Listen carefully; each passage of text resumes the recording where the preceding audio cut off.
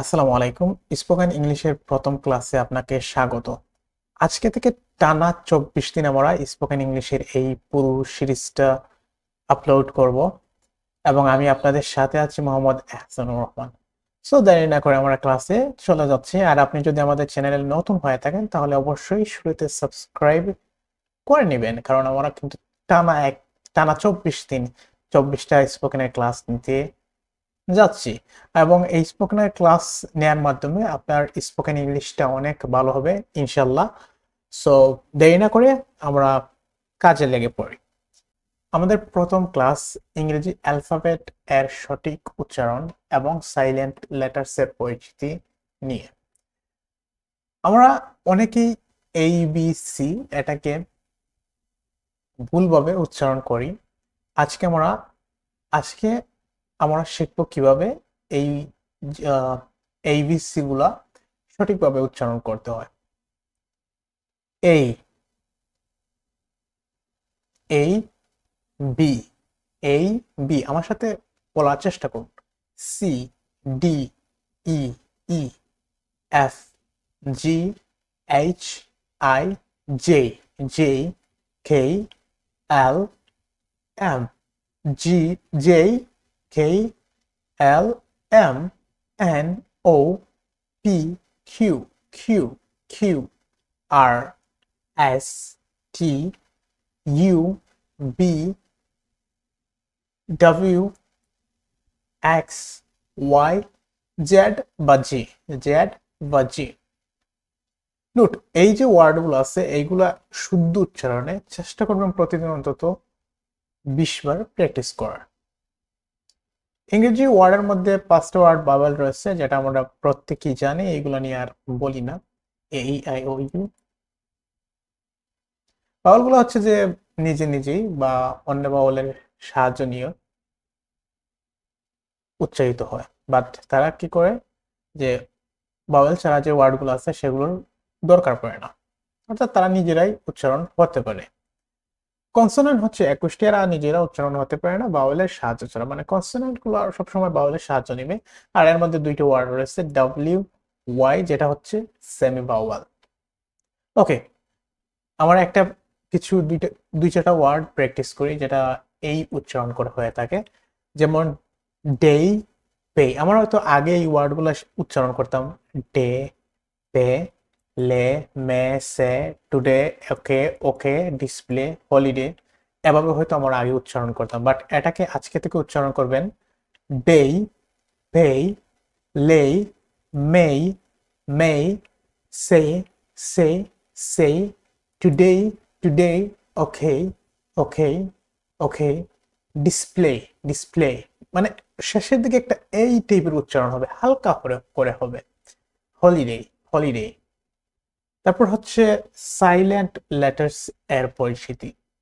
Silent letters হচ্ছে যেগুলো লিখতে কাজে লাগে কিন্তু উচ্চারণ হয় না। এই জিনিসটা অনেক বেশি ইম্পর্টেন্ট এবং এই ক্লাসে আপনারা চেষ্টা করবেন এই জিনিসগুলোতে যাতে, এই ক্লাসের মাধ্যমে আপনারা চেষ্টা করবেন যাতে এই এই যে সাইলেন্ট লেটার্স গুলো রয়েছে সেগুলোতে ভবিষ্যতে ইন দ্য ফিউচার যাতে মিস্টেক না হয়। যেমন উদাহরণ হিসেবে নাইট, এখানে কিন্তু কেটা সাইলেন্ট আছে, কেটা উচ্চারণ হয় না নাইটে। সাইলেন্ট লেটার্স ইংরেজি উচ্চারণ শিখি করে তোলে। এসবের নির্দিষ্ট কোনো নিয়ম নাই, মানে এগুলো নির্দিষ্ট কোনো নিয়ম নাই, বাট কিছু প্যাটার্ন রয়েছে, সেই প্যাটার্ন অনুযায়ী আমরা দেখবো সাইলেন্ট লেটার্স সম্পর্কে আজকে জানার চেষ্টা করব। সাইলেন্ট বি, সাইলেন্ট বি কখন ব্যবহার হয়? এম অক্ষরের পরে অথবা টি এর আগে হলে। এম অক্ষরের পরে অথবা টি এর আগে হলে, যেমন ক্লাইম, এটা কিন্তু ক্লাইম্ব না, এটা হচ্ছে ক্লাইম ক্লাইম ক্লাইম এম এর পরে কিন্তু। তারপর হচ্ছে ডেট, ডেট টি এর আগে ডেট, আমরা কিন্তু ডেপ্ট বলবো না ডেট। তারপর হচ্ছে ডাউট, ডাউট আমরা কিন্তু ডাবট বলবো না, এটা হচ্ছে ডাউট। সাইলেন্ট সি, এসসি থাকলে বেশিরভাগ সি সাইলেন্ট, এসসি থাকলে বেশিরভাগ সি হয় সাইলেন্ট, যেমন scene scene science muscle muscle. Silent D, খুব কম ঘটে, আর ঘটলে নির্দিষ্ট ওয়ার্ডের সাথে হয়। যেমন ওয়েডনেসডে, আমরা কিন্তু ওয়েডনেসডে বলবো না, আমরা অনেকেই ওয়েডনেসডে বলে থাকি, বাট এটা হচ্ছে ভুল উচ্চারণ, এটা হবে ওয়েডনেসডে। অথবা হ্যাঙ্কারচিপ, হ্যাঙ্কারচিপ, হ্যাঙ্কারচিপ, এটা কিন্তু হ্যান্ডকারচিপ হবে না, হ্যাঙ্কারচিপ।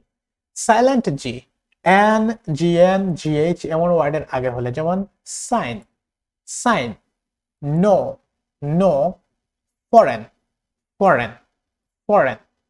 সাইলেন্ট এইচ, ওয়ার্ডের শুরুতে W H G H A,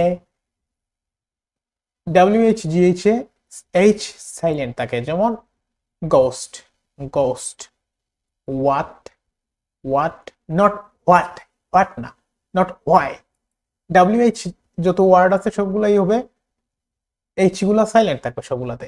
what, why, when, not when, right? Do you understand that? Okay. Silent K N এর আগে অথবা ওয়ার্ডের শুরুতে, যেমন knife, knife, knowledge, knowledge, knife, knowledge. আচ্ছা, একটা জিনিস, আপনারা যদি এই ক্লাসের পিডিএফ চান সেটা আমাকে কমেন্টে জানাবেন, তাহলে আমি আপনাদেরকে লিঙ্কটা আপলোড করে দিয়ে দিব।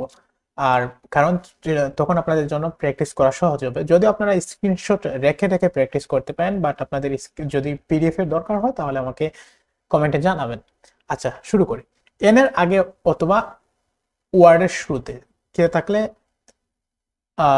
এন কে সাইলেন্ট হয়, নাইফ, নলেজ, নট ক্যানলেজ বা নট ক্যানাইফ। সাইলেন্ট, সাইলেন্ট এল, মাঝে মাঝে বাওয়েল ওয়ার্ড এ ও ও এর পরে, ও এর পরে, এই ও ও এর পরে, যেমন calf, half, talk, not টলক, not টলক, talk. Silent N, ওয়ার্ডের শেষে এম এর পরে, ওয়ার্ডের শেষে এম এর পরে, যেমন অটাম, কলাম। এম এবং এন একসাথে যোগ হলে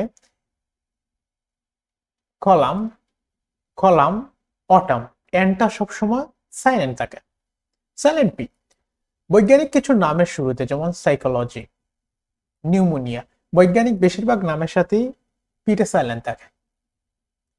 সাইলেন্ট এস, সাইলেন্ট এস কিছু নির্দিষ্ট ওয়ার্ড বা মাঝে মাঝে এল ও ই এর আগে, যেমন island, not Iceland, aisle, not aisle, aisle, right?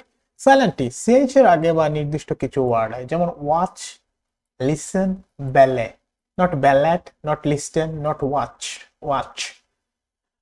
Silent U, কিছু ক্ষেত্রে জি এবং কিউ এর পরে, যেমন guess, guess, guard, guitar. Silent W, R এর আগে অথবা কিছু ওয়ার্ডের শুরুতে। সাইলেন্ট ডাব্লিউটা হচ্ছে আর এর আগে এবং কিছু ওয়ার্ডের শুরুতে, যেমন রাইট, রিঙ্কল, রিস্ট।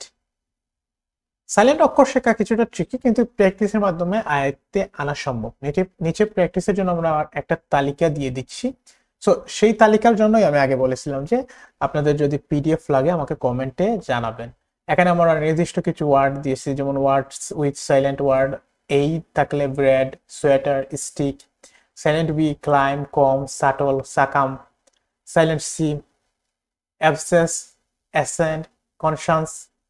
তারপর হচ্ছে words with D silent, bridge, edge. Words with silent E, dat, desire. Words with G silent, align, null.